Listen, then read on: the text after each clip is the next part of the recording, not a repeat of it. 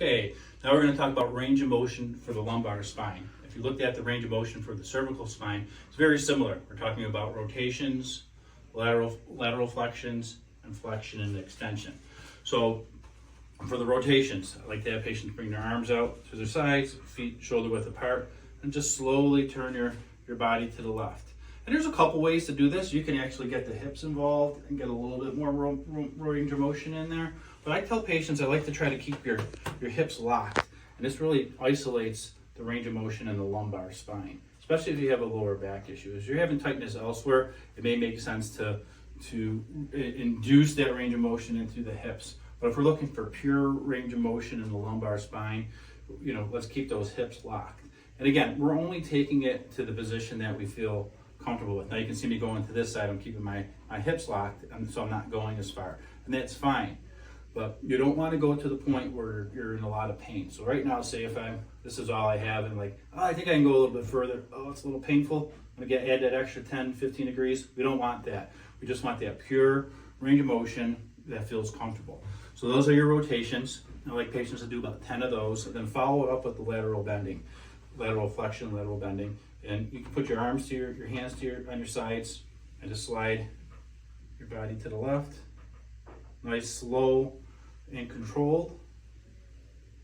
And again, we're not forcing it. I mean, this is naturally where my body wants to go. I could really force it and try to get an extra few degrees in there, but I feel a little pinching in my lower back. We don't want that. You'll see if you stick with this range of motion over time, you'll get more range of motion and you won't have that pain and irritation in the joints. So that's the lateral flexion. Now we talk about flexion and extension.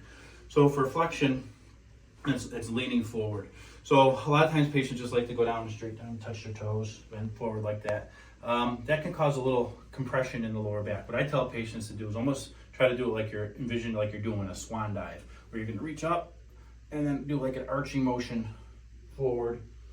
And don't force yourself to touch your toes. Just kind of go down to, where you feel comfortable. Let your arms dangle. And the nice thing about this is, when you come up, you can actually strengthen your core. Go reverse. This, then in the reverse position, contract your legs, your abdominal muscles, your core muscles, and bring yourself upwards. So that's a good way to do flexion. Extension, put your hands at your hips for a little stability to keep your hips in place, and just bring your back into extension. And I like 10 reps for each direction. Okay, so that's your rotation, your lateral flexions, your flexion and extension. The key, as I always say, is take it to where your body feels comfortable. You don't want to force it, cause irritation, inflammation. That'll actually inhibit you for achieving your long-term range of motion goals that you're looking for.